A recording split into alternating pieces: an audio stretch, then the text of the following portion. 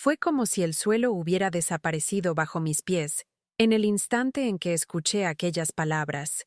Yo estaba en el pasillo de la casa de mi hijo Adrián, sosteniendo una pequeña caja de galletas caseras que yo misma había preparado con todo el cariño. Mis manos temblaron al darme cuenta de que la voz que susurraba esa frase cruel pertenecía justamente a mi nuera, Camila, hablando en voz baja con su madre, Mercedes, mientras creían que yo dormía. Tenemos que convencerla rápido, mamá, antes de que se ponga enferma o pierda la cabeza de una vez. Esa casa vieja tiene que estar a nuestro nombre antes de que deje de ser útil. Sentí mi cuerpo entero congelarse. En un solo segundo, toda la alegría de estar ahí, en la casa de mi propio hijo después de tanto tiempo distante, se transformó en un amargo sabor de traición, un dolor sordo que brotó en el pecho y se extendió por todo mi cuerpo, como un veneno silencioso que no mata rápido, pero corroe por dentro lentamente. Durante toda mi vida me dediqué a Adrián sin pensarlo dos veces, renunciando a sueños, proyectos y deseos, siempre poniéndolo a él por encima de todo.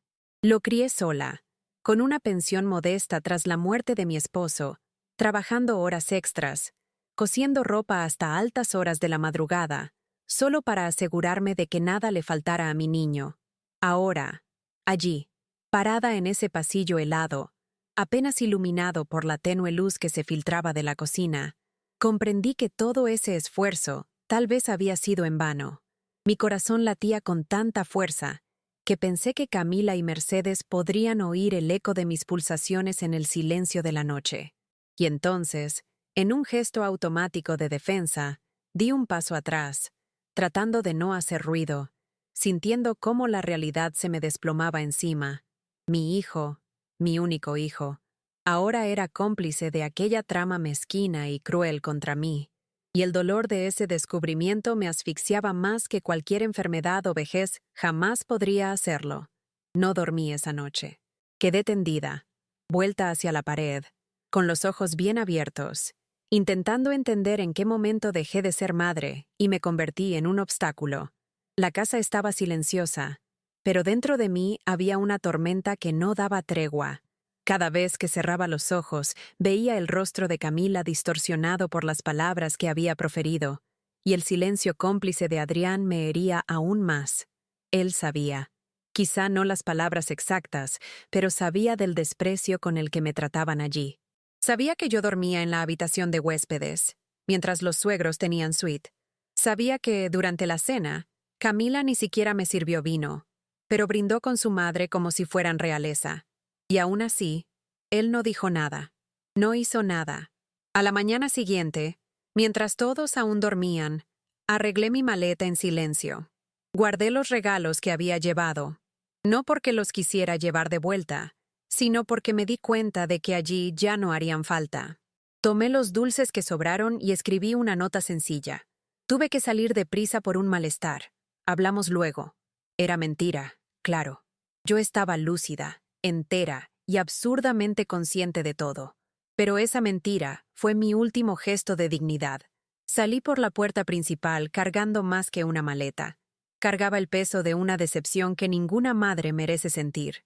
Lloviznaba finamente, y ni siquiera me molesté en abrir el paraguas. Dejé que el agua cayera en mi rostro como si limpiara algo, pero no limpiaba nada. El dolor era demasiado profundo para escurrirse. El camino de regreso a mi pueblo pareció más largo que nunca. Cada poste, cada curva de la carretera me recordaba momentos que ahora me parecían ridículos. Me acordé de cuando Adrián era pequeño y lloraba si tardaba en llegar del trabajo. Recordé cuando me decía que, si algún día fuese rico, me compraría una casa con jardín y columpio. Pensé incluso en el día en que me llamó llorando porque Camila lo había dejado por primera vez, y fui hasta él en medio de la noche solo para escucharlo. ¿Cómo es que todo aquello se convirtió en esto? ¿En qué momento el amor se perdió y el interés lo reemplazó? Apoyé la frente contra la ventana del autobús y dejé que las lágrimas cayeran discretas. No tenía vergüenza de llorar, pero no quería que nadie me viera.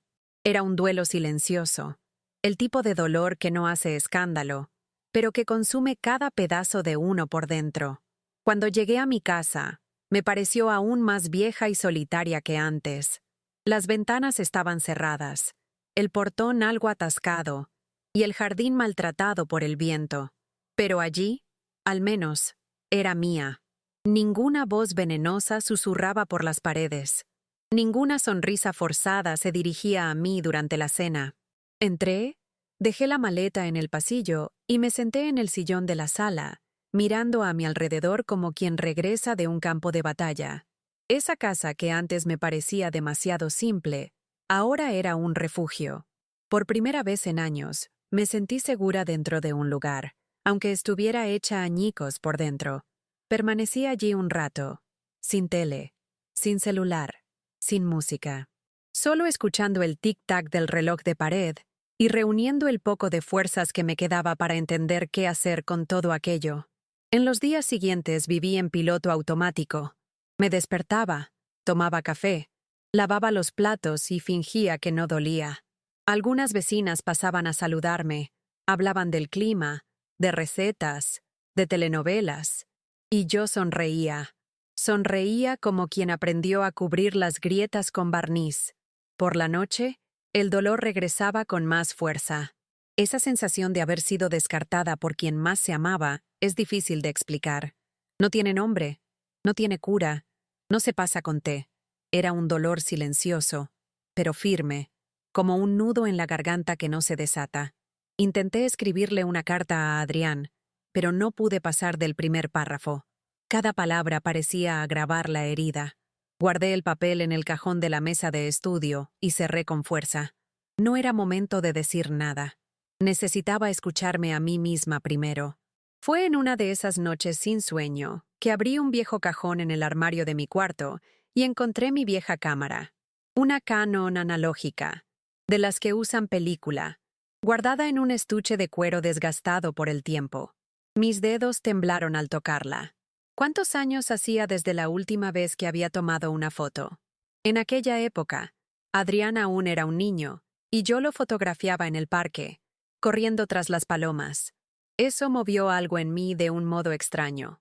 Algo dentro de mí se encendió, aunque débilmente. A la mañana siguiente fui a la biblioteca del pueblo y vi un cartel que anunciaba un curso gratuito de fotografía para mayores de 60 años. No lo dudé. Apunté el teléfono. Volví a casa y llamé. La voz al otro lado fue amable, entusiasta. «Hay un lugar, sí, doña Lucía. Empezamos la próxima semana». Y yo, por primera vez en muchos días, sonreí de verdad. El primer día de clase fue extraño y agradable a la vez. Entré en el aula con un nudo en el estómago que no sentía desde mi primer empleo, hace décadas. Éramos unas 10 personas, todas mayores de 60. Algunas incluso mucho más mayores que yo. Pero lo que más llamó mi atención fue el brillo en los ojos de aquel grupo, como si todas redescubrieran un trozo de sí mismas.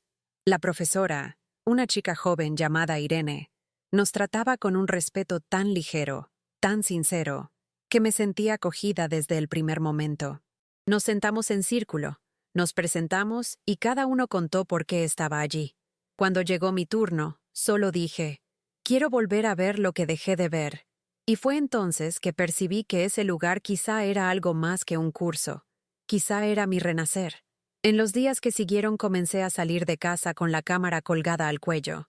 Iba a la plaza, observaba a la gente, los árboles, los perros, los detalles del pueblo que antes se me escapaban. Todo tenía color de nuevo. Poco a poco, el dolor que me asfixiaba empezó a convertirse en materia prima. Fotografié a un señor con bastón sonriéndole a una paloma, a un niño abrazando un árbol, a una señora vendiendo flores en la esquina. Mis manos volvieron a temblar, pero esta vez de emoción, no de tristeza. Irene dijo que yo tenía mirada poética, y aunque no entendía bien qué significaba, sentí un calor agradable en el pecho.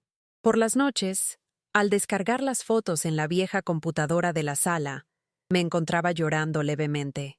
Ya no era dolor, era como si estuviera recuperando algo que siempre me perteneció, pero que el tiempo había ocultado. Con el paso de las semanas, algunos compañeros del curso y yo nos acercamos. Compartíamos consejos de luz, ángulos e historias.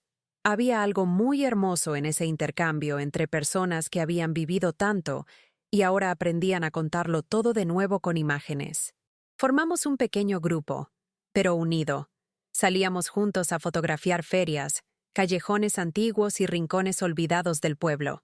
Sentía que volvía a formar parte de algo, pero sin tener que anularme, sin pedir permiso para existir.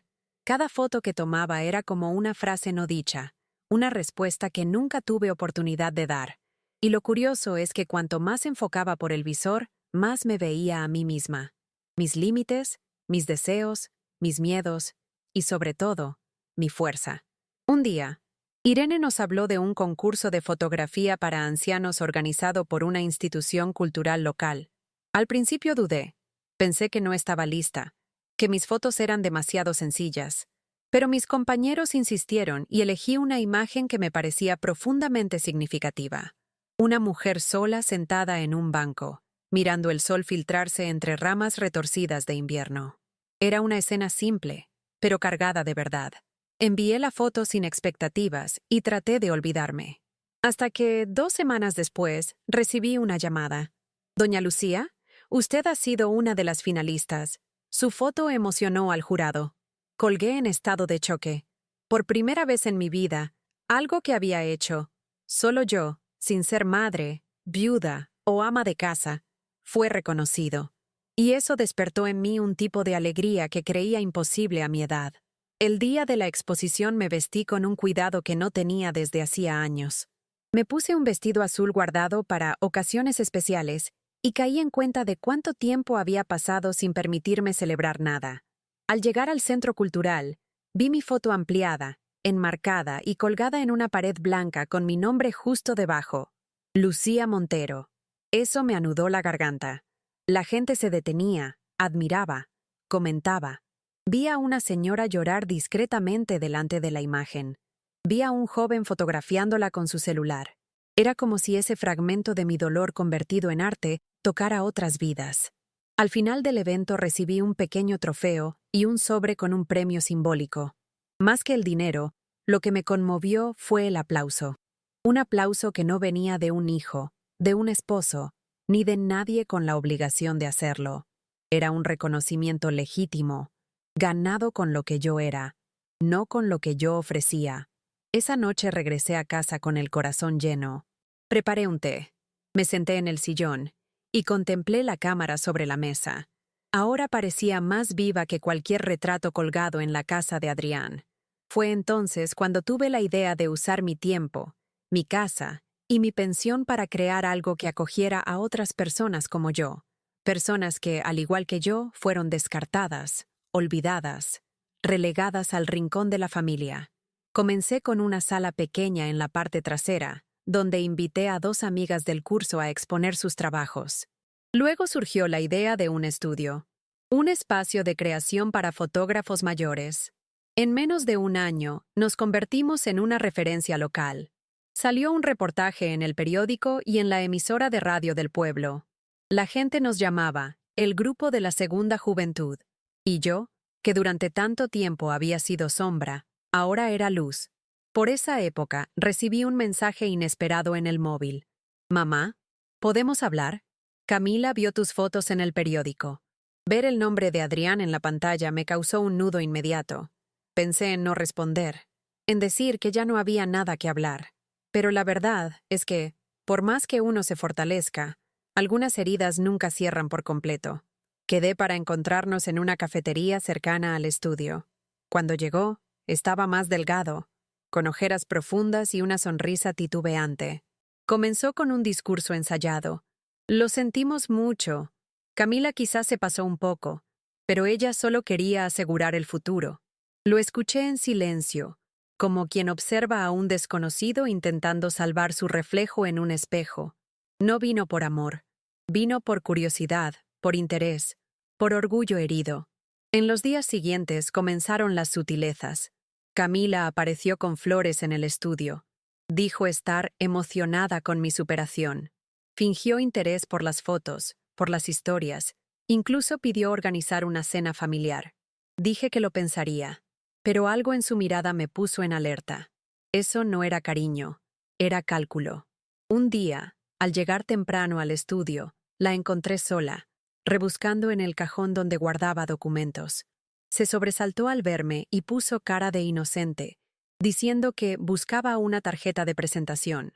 No la confronté, solo observé, respiré profundo y le sonreí de vuelta. Pero ese mismo día compré una cámara de vigilancia pequeña y discreta que instalé en un rincón de la sala. Si ellos querían jugar al silencio, yo jugaría con pruebas. Durante semanas fingí ignorancia. Mantuve la cordialidad y el tono amable, hasta acepté la invitación a la mencionada cena. Mientras tanto, la cámara registraba pequeñas invasiones, gestos sospechosos y miradas cruzadas entre Camila y Adrián cuando creían estar solos en el estudio. También empecé a grabar conversaciones con un grabador escondido en mi bolso. Todo discreto, silencioso. Si algo me enseñó la vida es que quien sabe esperar, cosecha el momento justo. Y esperé. Esperé hasta el día en que Camila pronunció la frase que me dio la llave final. Si ella sigue con ese ritmo, acabará donándolo todo a esos viejos de ella. Tenemos que actuar ya. Fue como un puñetazo. No por la sorpresa, pues a esas alturas yo ya lo sabía, sino por la frialdad, por la certeza con que hablaba de mí, como si fuera una carga, un estorbo a eliminar. Aquella noche me senté a la mesa con los audios abiertos en la computadora. Lo escuché todo, de principio a fin. Varias veces tuve que pausar para respirar, otras para secarme las lágrimas. Dolía más de lo que me gustaría admitir, pero me dio una claridad que nunca había tenido. No había lugar para dudas ni excusas tibias. Decidí entonces que esa cena sería mi momento. No de venganza, sino de verdad y de límites. Pasé los días siguientes organizándolo todo. Imprimí fragmentos de las conversaciones, seleccioné los videos más claros y escribí a mano una carta, no para ellos, sino para mí. Era el testimonio de mi decisión. Llegué al día de la cena con el corazón acelerado, pero firme. Me puse mi mejor atuendo, recogí mi cabello con el mismo cuidado con que peinaba a Adrián para la escuela, y salí de casa sabiendo que no volvería igual. La mesa estaba puesta con esmero. Camila se esforzaba por lucir como la perfecta ama de casa. Sonrisa en el rostro, perfume demasiado dulce y servilletas dobladas en forma de flor. Adrián estaba inquieto y callado. Los suegros no asistieron. Era una velada íntima, según ella. Durante la cena fingieron interés por mis fotos, por el estudio y por los proyectos con ancianos. Todo con esa retórica forzada de quien oculta una segunda intención. Yo respondía con educación, pero ya no sonreía por dentro. Sabía que buscaban el momento preciso para hablar de herencia, de la casa, del plan de futuro. Pero esta vez yo estaba preparada. Y no callaría más. Tras el postre, me levanté con calma, saqué un pequeño sobre de mi bolso y se lo entregué a Adrián. Antes de continuar con esta farsa, quiero que leas esto. Dentro había la transcripción de 2 fragmentos de las conversaciones grabadas, suficiente para desbaratar cualquier negación. Él lo leyó, palideció. Camila, al notar el cambio de ambiente, intentó interceder. ¿Qué es esto, Lucía? ¡Qué falta de respeto! Yo la miré sin prisa. Falta de respeto fue lo que ustedes me hicieron cuando tramaron a mis espaldas. Cuando me usaron, me humillaron y me vigilaron como si fuera un problema a eliminar. El silencio que siguió fue absoluto. Por primera vez los vi sin máscaras, sin argumentos, sin control. Adrián balbuceó algo, alegando que todo era un malentendido, que Camila exageraba y que yo había interpretado mal. Pero sus palabras ya no me alcanzaban. Ya no era esa mujer que aceptaba el silencio como respuesta, que se contentaba con migajas de atención a cambio de años de sacrificio. Camila intentó reír con tono burlón, diciendo que yo hacía una tormenta por una conversación de mujeres. Entonces la miré con una calma que ni yo misma sabía que poseía. No están tratando con una anciana frágil, están tratando con una mujer entera. Y por eso esta será la última vez que compartimos mesa. Me levanté, tomé otro sobre del bolso y lo posé sobre la mesa. Aquí tienen copia de mi Nuevo Testamento. He decidido donar mi casa a un proyecto que acoge a ancianos abandonados, tal como yo fui. El impacto fue inmediato. Los ojos de Camila se abrieron de par en par y la boca de Adrián quedó muda. El dinero que gané con mis fotos, exposiciones y premios será invertido en un fondo para artistas mayores. Gente que, como yo, alguna vez fue invisible y ahora encontró su voz. Ambos permanecieron inmóviles, como si el mundo se detuviera un segundo. Yo, por mi parte, sentí algo que hacía mucho no experimentaba. Libertad. Esa fue mi justicia. No la que grita, sino la que se impone con dignidad. Salí de su casa esa noche con pasos firmes, sin mirar atrás. No hubo gritos ni escándalos, solo el eco de la verdad sobre la mesa. Y eso, para mí, bastó. Al volver a casa el viento me azotaba el rostro, pero por dentro me sentía cálida. Era como si, tras tantos años sirviendo a los demás, finalmente me hubiera servido a mí misma. Llegué, me quité los zapatos, dejé el bolso en la silla y me asomé a la ventana. Afuera, el cielo estaba despejado y salpicado de estrellas. Por primera vez en mucho tiempo, respiré hondo sin culpa ni peso. Y en ese silencio comprendí. Ya no tenía nada que demostrar a nadie. Los días que siguieron fueron una paz que creía imposible. Continué con el estudio, ahora con más ideas, más ganas y más gente sumándose. Recibí cartas de otras señoras compartiendo sus historias. Gente que se reconoció en mi coraje, en mi dolor y también en mi decisión. Elena, una de las nuevas integrantes del grupo, se convirtió en amiga inseparable. Compartimos tazas de café, caminatas y viajes. Era distinto a todo lo que había vivido. Con ella no había exigencias ni dobles intenciones, solo presencia y ligereza. Planeamos una expedición fotográfica a Islandia, un sueño que siempre postergué por considerarlo cosa de jóvenes. Pero ya no me veía con fecha de caducidad. Era, por fin, dueña de mi propia historia. El viaje a Islandia fue una experiencia inenarrable que, sin embargo, cupo perfectamente en las imágenes que trajimos. Géiseres, montañas nevadas y paisajes de otro planeta. Elena y yo recorrimos senderos helados, reímos por nuestras torpezas en la nieve y capturamos cada detalle como dos niñas descubriendo el mundo por primera vez. No importaban el frío ni el cansancio. Estábamos vivas, presentes y completas. En uno de los últimos días hicimos un autorretrato con el temporizador de la cámara, las dos de brazos cruzados, con el horizonte tras nosotras.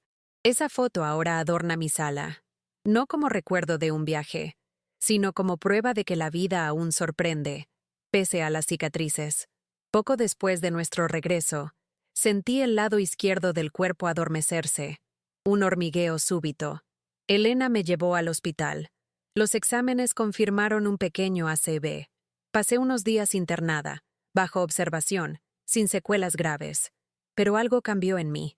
No era temor a la muerte, sino la certeza de que, a partir de entonces, cada día sería un regalo. El estudio siguió funcionando y mis viejos amigos se turnaron para visitarme. Adrián llamó. Camila mandó un mensaje. No respondí. No por orgullo, sino porque ya había dicho todo lo que debía. Hay puertas que, una vez cerradas, no necesitan volver a abrirse. Y eso también es libertad. Al volver a casa todo se volvió más nítido. El silbido de la tetera, la luz matinal colándose por la cortina e incluso el crujir antiguo de la puerta de la cocina.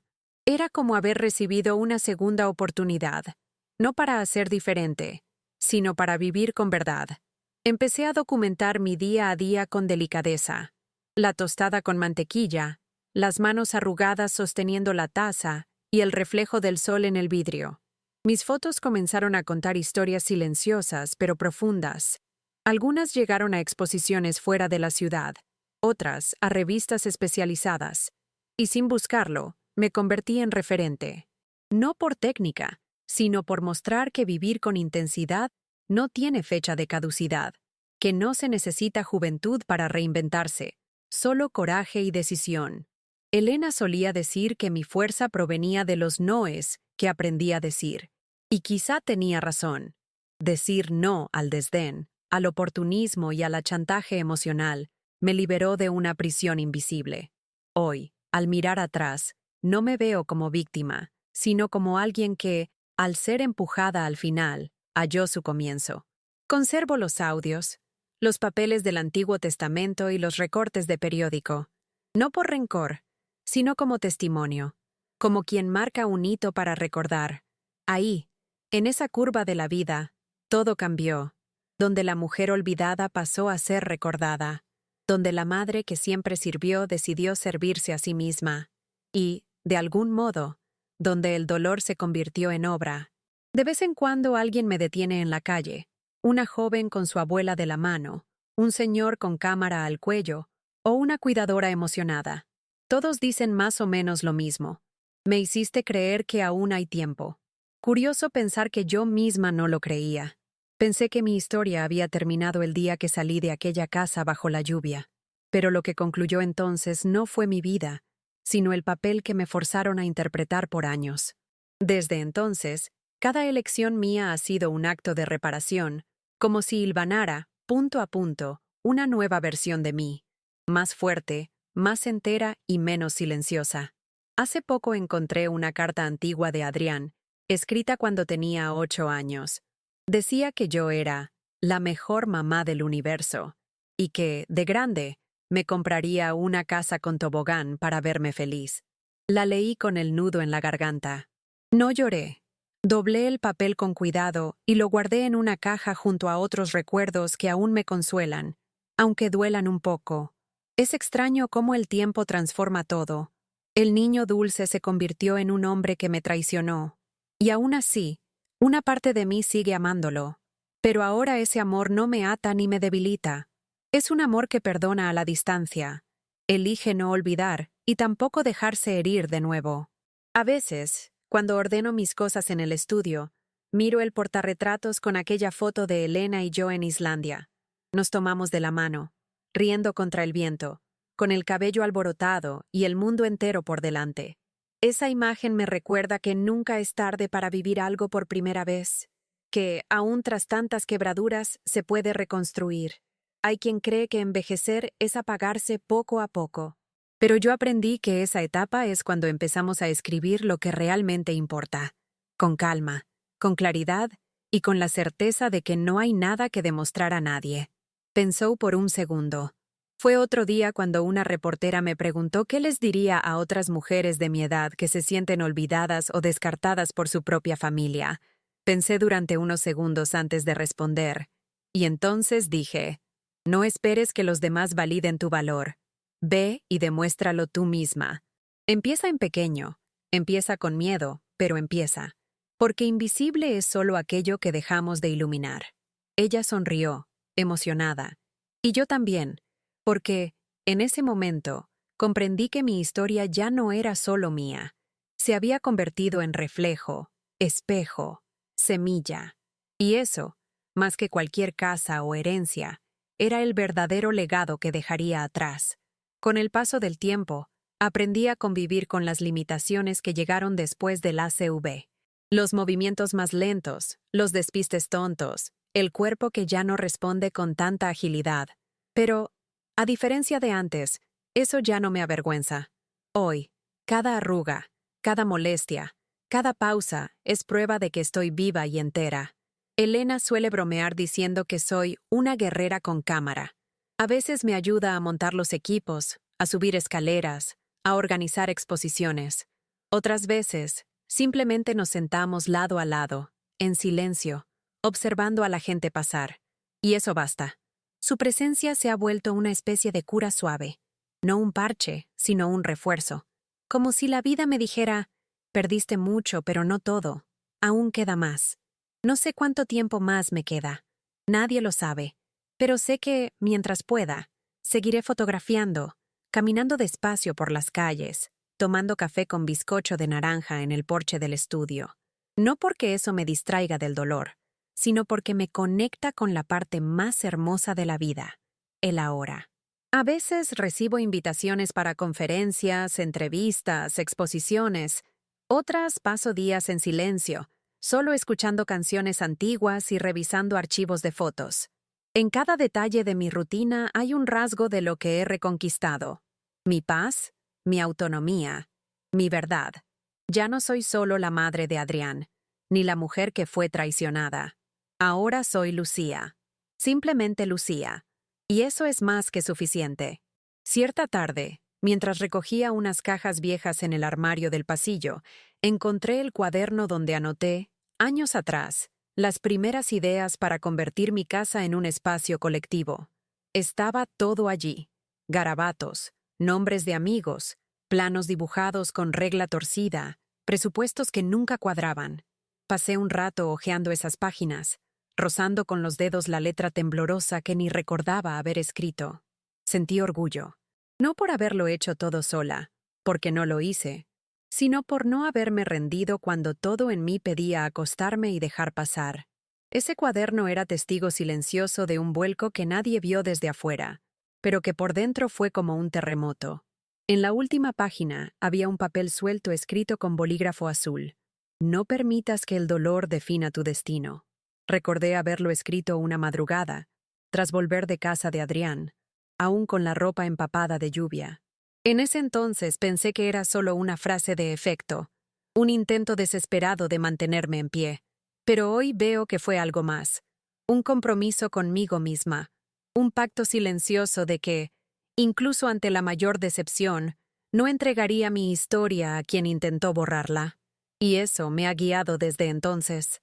No la rabia, ni el rencor, sino la decisión de vivir con integridad, de no perderme por dentro solo porque me rechazaron por fuera.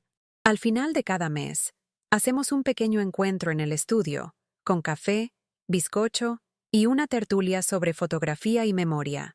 Cada uno lleva sus imágenes, sus historias, sus silencios. Es un ritual sencillo, pero poderoso. Allí nadie necesita impresionar. Basta con existir. Otro día, una señora de 83 años mostró una foto suya, acostada en la cama con sus nietos. Dijo que era la primera vez que se veía bonita desde que perdió al marido. Lloramos todos juntos. Y en ese instante tuve la certeza de que lo que creé con mis propias manos era mucho más grande que yo. Era refugio, espejo, renacimiento. Y era, sobre todo, una respuesta silenciosa a quien un día me llamó tiempo útil a punto de vencer.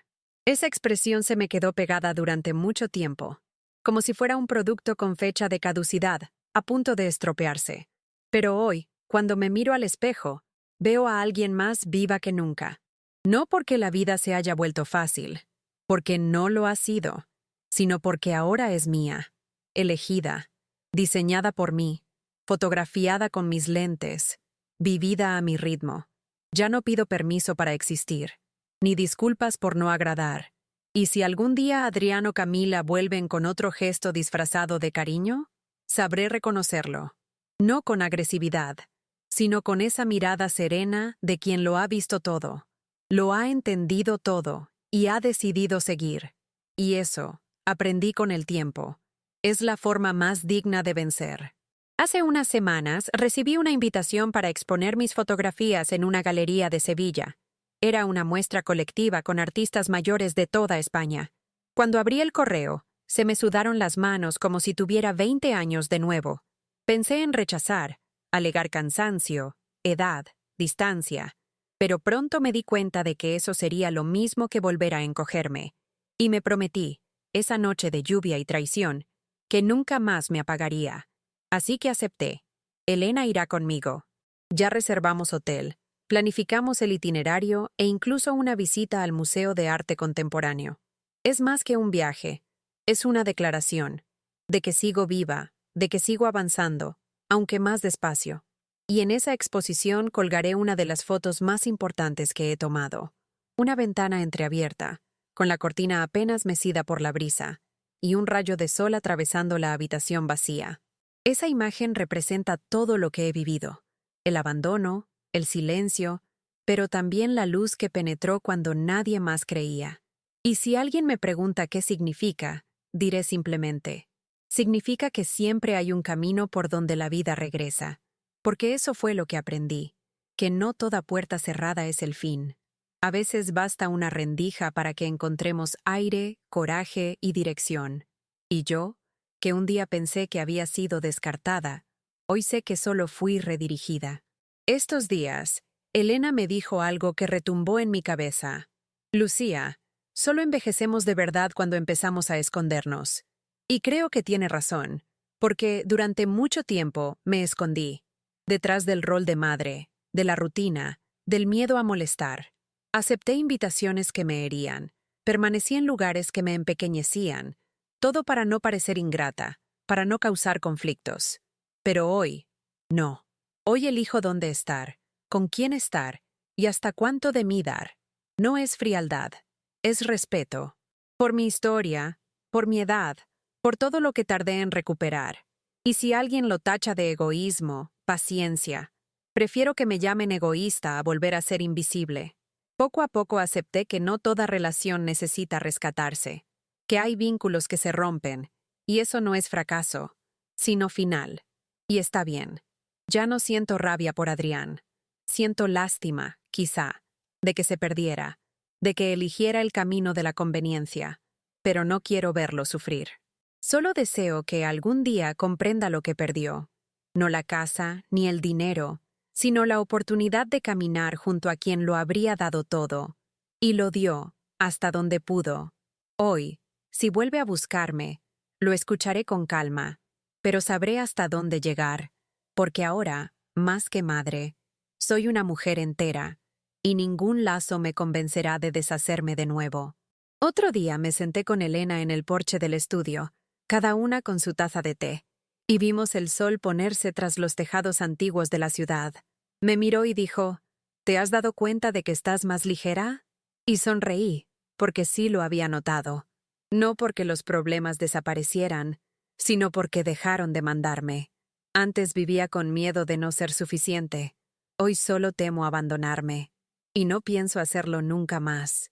Descubrí que la mayor soledad no es la de estar sola, sino la de vivir rodeada de gente que no te ve.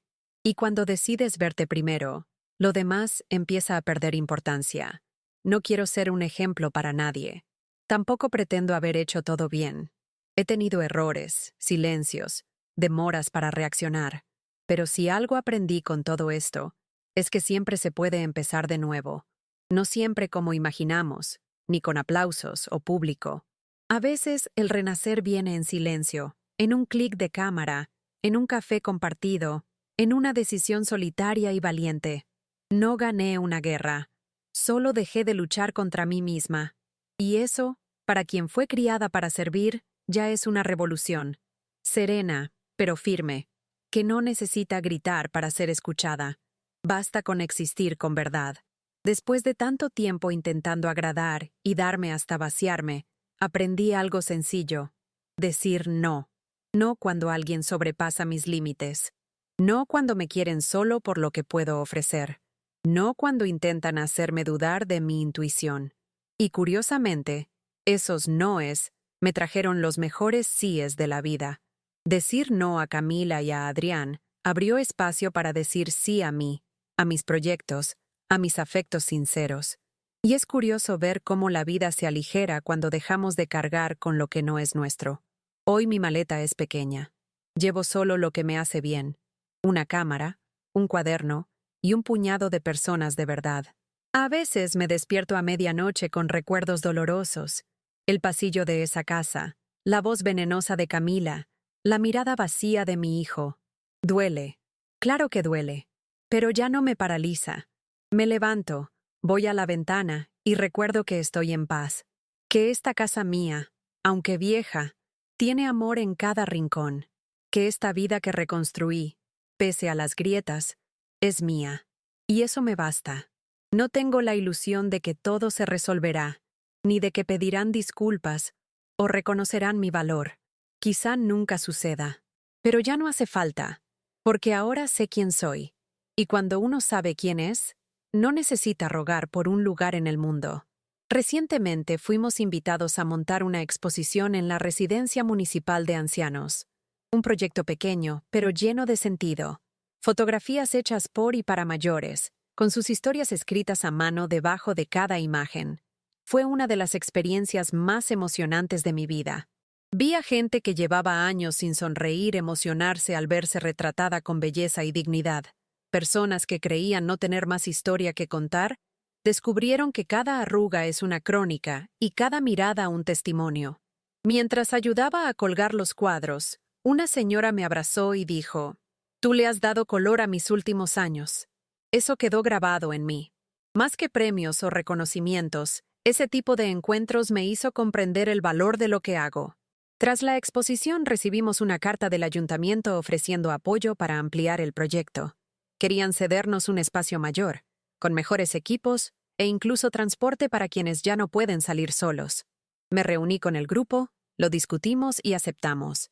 Pero dejé claro desde el principio: aquello jamás dejaría de ser un lugar de afecto antes que un lugar de trabajo, porque allí nadie viene a producir, a rendir o a mostrar resultados. Allí venimos a reencontrarnos, a recordar que la vida continúa, a veces con menos prisa, pero con mucha más verdad.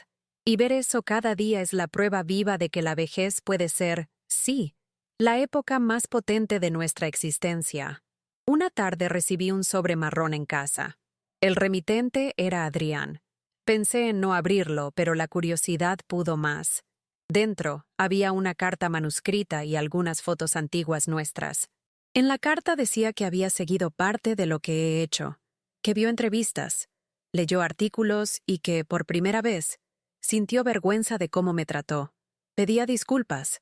Contaba que estaba en terapia, que Camila se había distanciado y que él quería comenzar de nuevo. Lo leí con calma, sin llorar ni enojarme. Era extraño ver a ese hijo que un día me dio la espalda intentando reencontrarse con su propia sombra, pero no sabía si quería volver a abrir esa puerta. No por rencor, sino por protección. Guardé la carta en un cajón. No respondí. Me pareció mejor así, al menos por ahora. Sentí que quizá, por primera vez, él intentaba verme realmente, sin filtros ni apariencias. Pero el tiempo dirá si es genuino o solo otro intento disfrazado de retorno. Y no estoy dispuesta a sacrificar mi paz para descubrirlo. Aprendí a observar desde la distancia, a esperar gestos y no palabras. Y sobre todo, aprendí que la reconciliación solo es posible cuando hay arrepentimiento sincero, no solo culpa. Quizá un día volvamos a hablarnos, quizá no, pero si llega ese día, será en mis términos, y sin renunciar a la mujer en que me he convertido. Hace unos domingos fui a visitar mi antigua escuela. Estaba vacía, con olor a tiza y madera antigua. Caminé por los pasillos con pasos lentos, casi reverentes. Recordé cuando llevaba a Adrián de la mano en las reuniones de padres, y cómo él corría por el patio con el abrigo siempre abierto. Me apoyé en una pared y cerré los ojos. Por un momento sentí que viajaba al pasado, pero sin dolor ni rencor. Era como revisitar una versión antigua de mí misma, antes de las heridas y las desilusiones. Una mujer que soñaba, que creía, que aún no había sido partida. Y allí, en ese pasillo silencioso, comprendí que ella todavía existía. Solo se había reinventado. Al salir de la escuela pasé por la calle donde viví con mi marido. La casa ahora luce otra fachada y un color distinto. Todo cambió. Pero por dentro sé que algo sigue siendo mío. No los muebles ni las paredes, sino el recuerdo de quién fui. Me senté unos minutos en el banco de la plaza frente a ella y vi pasar a la gente. Madres con niños, ancianos con bastón, jóvenes absortos en sus móviles. Y allí, sola y serena, sentí una inmensa gratitud. Por todo lo que perdí, por todo lo que aprendí, y sobre todo, por todo lo que construí cuando nadie creía que quedara camino. Porque sí lo hubo, y aún lo hay. La semana siguiente organizamos un taller especial en el estudio. Fotografiándote a ti mismo. La propuesta era simple pero profunda. Cada participante debía hacerse un autorretrato que dijera algo verdadero de sí. Algunos vacilaron, otros se emocionaron, y todos, de algún modo, se reencontraron. Cuando me tocó, puse la cámara en el trípode, activé el temporizador y me senté frente al objetivo. No sonreí, no posé. Solo miré firme, con los hombros relajados y los ojos llenos de tiempo. La foto salió cruda, sin filtros. Y al verla en la pantalla, algo dentro de mí se asentó. Era yo, entera, con mis marcas, mis dolores y mi reconstrucción. Por primera vez vi belleza en mi propia historia, no solo en las imágenes que hacía de otros. Esa foto se convirtió en la portada de un pequeño catálogo que creamos para difundir el trabajo del estudio. Lo repartimos en bibliotecas, centros de convivencia y escuelas. Y poco a poco vimos que nuestra misión iba mucho más allá de la fotografía. Estábamos enseñando a la gente a verse de nuevo, a recuperar voz, espacio y valor. Nos invitaban a congresos y universidades de todo el país, pero jamás permitimos que el tamaño apagara el propósito. Seguimos siendo pequeños en lo importante, mirada a mirada, café en tetera y cariño en los detalles. Y cada vez que alguien nuevo cruza la puerta, le decimos, aquí nadie viene a corregir, viene a acoger. Y por eso funciona, porque es real. A veces, en noches muy silenciosas, aún me descubro pensando en lo que habría pasado si me hubiera quedado en esa casa, si hubiera aceptado callada, dejado que se lo llevaran todo y fingido no ver. Tal vez hoy estaría sentada en un sofá caro, con la casa a su nombre y el corazón hecho trizas. Quizá me habría vuelto esa mujer amarga que no cree en nada, ni en sí misma. Pero no fue eso lo que elegí. Elegí el riesgo. Elegí la pena de irme antes que el consuelo de la prisión. Y esa elección, por dura que fuera, me devolvió a mí. Hoy, cuando cuento mi historia, no es para alardear, sino para recordar que siempre existe una puerta, aunque pequeña o escondida, por donde la dignidad puede pasar. Muchos me preguntan cómo logré pasar página. Siempre respondo con la verdad. No pasé página, la integré. Conservo cada línea, cada palabra. Solo que ahora ya no me hieren, sino que explican.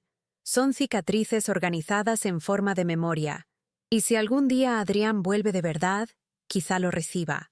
Pero no por obligación de madre, sino como alguien que sabe su propio valor. Porque cuando uno se levanta tras haber sido empujado, cuando reconstruye con sus propias manos lo que destruyeron con indiferencia, algo cambia para siempre. Uno ya no vuelve al lugar donde apagaron su luz, enciende otra y aprende a nunca más dejar que nadie la apague. No es raro que, en nuestras tertulias del estudio, alguien comparta una historia parecida a la mía, una hija que olvida a la madre, un nieto que solo aparece por interés, un cónyuge que se va al llegar la vejez. Cada relato trae su dolor, su tiempo y su modo de herir. Y aún así, hay algo en común: el silencio que nos impusieron. Por eso, cuando veo a esas personas expresarse con imágenes, reencontrar la alegría en pequeños disparos, siento que estoy ante milagros cotidianos, no religiosos sino humanos, milagros de coraje, persistencia y elecciones que nadie ve, pero que salvan vidas, porque eso es lo que hacemos allí, salvamos lo que aún queda. Otro día, una joven estudiante de fotografía me dijo que quería hacer su tesis sobre nuestro grupo. Me sorprendió. Dijo que lo que más le impresionaba no eran las fotos en sí, sino lo que representaban. Ustedes no están solo registrando escenas, dijo. Están rescatando existencias. Eso me conmovió profundamente. Porque, en el fondo, es exactamente eso. Cada fotografía llevada a cabo allí no solo capta una mirada, sino una historia recuperada, un pasado reconciliado, un presente asumido y un futuro que nadie osa prever por nosotros. Y tal vez ese sea el mayor acto de resistencia que podemos ofrecer al mundo: seguir diciendo, aquí estoy, incluso cuando intentaron borrarnos. Con el tiempo comprendí que mi mayor logro no fue el estudio, ni los premios, ni el reconocimiento público, sino volver a mirarme con ternura, porque hubo un tiempo en que me veía como un peso, un estorbo, alguien que había pasado su momento. Hoy, cuando me miro al espejo, con mi cabello blanco, mis manos marcadas y mi postura a veces cansada, veo a alguien entera, que no solo sobrevivió al abandono, sino al miedo de ser olvidada. Y eso, para mí, vale más que cualquier medalla. Porque saber que aún hay belleza en uno tras el dolor es como encontrar oro entre los escombros. De vez en cuando alguien me pregunta si me arrepiento de haber roto lazos con Adrián. Siempre respondo con honestidad: no, porque mantener un lazo solo por nombre u obligación no es amor, es prisión. Lo amé profundamente y di todo lo que pude. Pero también aprendí que el amor sin respeto es autodestrucción, y me niego a destruirme más. Hoy, si él vuelve a recordarme, que recuerde a la mujer firme que intentó doblegar y no lo consiguió, que recuerde a la madre que decidió protegerse cuando entendió que su hijo ya no la veía como madre, sino como posesión, y si algún día realmente cambia, que llegue como hombre, no como heredero. Elena, que lo vivió todo de cerca, siempre dice que mi historia merecería un libro. A veces nos reímos de la idea, otras me mira seria y dice, no tienes idea de cuántas vidas ya transformaste. Y en verdad, recibo cartas, correos y mensajes de personas que me dicen, tu historia me salvó. Eso aún me asusta un poco. No me veo como heroína, sino como alguien que se negó a aceptar el papel que le asignaron. Y eso, por sencillo que parezca, requiere una fuerza enorme. Porque es difícil nadar contra la corriente cuando todos esperan que guardes silencio. Pero yo callé demasiado tiempo. Y ahora, cada palabra que escribo y cada foto que tomo son la afirmación de que estoy viva y de que mi voz importa. A medida que pasan los años, noto que el tiempo ya no me asusta como antes. Envejecer dejó de ser amenaza y se volvió un logro. Cada nuevo hilo cano es como una medalla y cada línea en mi rostro un mapa de lo vivido. No quiero aparentar juventud ni ocultar lo que soy. Quiero ser entera hasta el final. Seguir escuchando historias, captando luz con mi lente y aprendiendo de cada paso que promueva mi camino. Y si algún día mis manos ya no pueden sostener la cámara, que mi memoria siga registrándolo todo. Porque mi historia, al igual que la de tantas otras mujeres subestimadas, tiene valor y merece contarse. En voz alta, con detalles, sin vergüenza. Otro día, una joven que asistió a una de mis conferencias me abordó llorando. Dijo que reconoció a su propia madre en cada fragmento de mi relato, que nunca se dio cuenta de cuánto la invisibilizaban en su propia casa, y que ese mismo día decidió llamarla y decirle todo lo que nunca le había dicho. Guardé silencio un instante, escuchando ese desahogo, y luego sonreí. Porque de eso se trata. No de mí, sino del eco que provoca movimientos silenciosos que cambian realidades. Si mi dolor tuvo un propósito, quizá fue ese, inspirar a otras a salir de su escondite. Hoy, cuando cierro el estudio al final del día, recorro con la mirada las fotos en las paredes como si saludara a viejos amigos. Cada una lleva un recuerdo, una transformación, una elección. A veces me siento en el sofá con una manta y un té, y dejo que el silencio de la casa me abrace. Ahora el silencio ya no es vacío, sino plenitud, un espacio limpio donde puedo escucharme sin interferencias. Y es en ese lugar de paz donde he decidido quedarme, junto a quienes me respetan, con lo que me nutre y con todo lo que reconstruí con cuidado y verdad. Porque, al fin y al cabo, no fue la soledad lo que me dañó, sino la indiferencia. Y cuando aprendes a tratarte con cariño, ya no aceptas migajas de nadie. A veces veo fotos antiguas mías con Adrián y me pregunto si él también extraña aquel tiempo. No el de su dependencia, sino el del amor limpio entre nosotros, sin intereses ni juegos. Guardo esas imágenes con cuidado, no por apego, sino por respeto a lo que fue, porque pese a todo, hubo amor y momentos felices. Negarlo sería mentirme. La diferencia es que hoy sé separar lo que pasó de lo que permanece, lo bonito de lo peligroso. Y ese discernimiento me protege, no me endurece, sino que me guía, como una luz discreta en el camino. He aprendido que la dignidad no se negocia. Podemos sacrificar comodidad, conveniencia e incluso compañía, pero nunca aquello que nos mantiene en pie. Y eso hice. Cuando cerré la puerta de aquella casa no sabía si tendría fuerzas, pero descubrí que la fuerza no precede a la decisión, sino que surge después, cuando decimos basta y elegimos por nosotras mismas. Hoy cada paso mío está sustentado por esa certeza. No necesité a nadie para validarme. Todo lo que he logrado ha sido con sudor, coraje y verdad. Y si algún día alguien se atreve a llamarme terca, orgullosa o difícil, sonreiré, porque solo yo sé cuánto me costó llegar a ser quien soy. Hubo un momento, tras una exposición reciente, en que me quedé sola en la sala después de que todos se hubieran ido. Con las luces bajas y el sonido ambiente apagado, respiré hondo en medio de mis fotos y comprendí algo simple pero poderoso. Lo conseguí. No todo, no perfectamente, pero sí fui fiel a mí misma hasta el final. Y eso, para alguien que tantas veces fue silenciada, es una victoria inmensa. No necesité focos ni aprobación familiar ni redención tardía. Solo coraje, ese que llega en voz baja, pero firme, cuando todo dentro de nosotras grita rendición.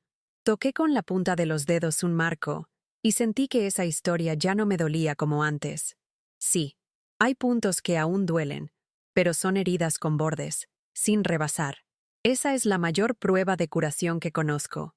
Caminé hacia la puerta, apagué las luces y dejé el espacio tal como me gusta. Sencillo, silencioso y lleno de alma. Al cerrar con llave no sentí vacío, sino cierre, como quien concluye un capítulo sabiendo que lo leyó de cabo a rabo, sin saltarse páginas ni negar línea alguna. Porque mi historia, con todo lo que tuvo, amor, traición, silencio y reconstrucción, es íntegra y nadie volverá a empequeñecerla. Semanas después recibí una carta del proyecto de artistas mayores que ayudamos a fundar.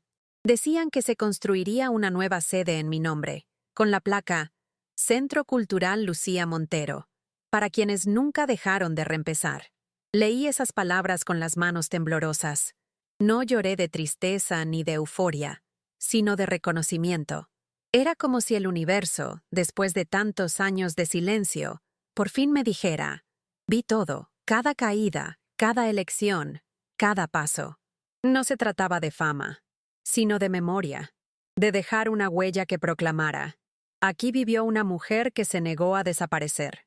El día de la inauguración, junto a Elena y los amigos del estudio, fui recibida con aplausos y flores. Pero lo que más me emocionó fue ver los rostros de la gente sencilla, cuidadores, jubiladas, mujeres humildes, sonriendo como si esa conquista también fuera suya. Y lo era, porque en el fondo, era nuestra. Un pedacito de justicia en un mundo que tantas veces nos silencia.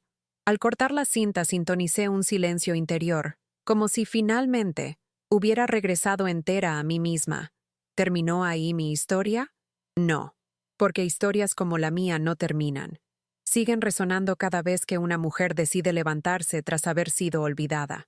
Hoy escribo este relato no para buscar lástima ni justicia tardía, sino porque sé que hay muchas mujeres como yo, calladas, fuertes, exhaustas, pero aún llenas de vida por dentro. Mujeres tratadas como prescindibles, pero que albergan una luz que nadie logró extinguir. Si eres una de ellas, recuerda, siempre hay tiempo, tiempo para elegirte, levantarte, decir no con firmeza y sí con verdad.